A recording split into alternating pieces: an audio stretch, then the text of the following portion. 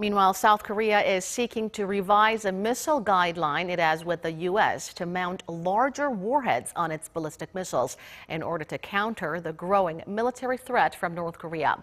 Per its current agreement with Washington, South Korea's rocket arsenal is not allowed to exceed certain parameters in terms of range and payload weight. Joonhee has the story.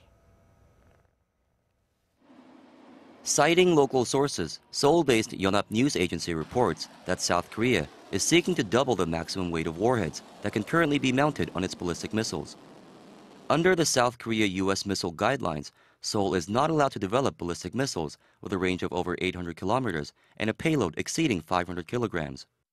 However, in light of North Korea's growing nuclear and missile threats, Seoul is seeking to double the payload limit to 1 ton to better target North Korea's military facilities, many of which are underground and heavily fortified.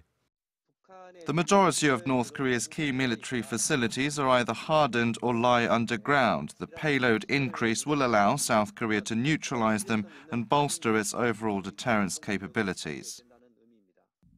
Military analysts in Seoul estimate there are more than 7,000 underground bunker facilities throughout North Korea, which may be immune or resistant to conventional munitions.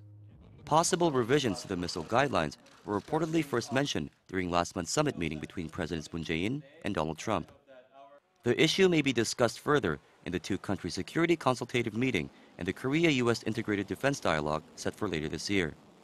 The last revision to the guidelines came in 2012, when the Allies agreed to extend Seoul's allowed missile range to 800 kilometers from the previous cap of 300 kilometers. South Korea's latest Hyunmoo 2C ballistic missiles have already hit that range limit, but if their allowed warhead weight is doubled from 500 kilograms to 1 ton, analysts say they can destroy bunkers that are more than 10 meters underground.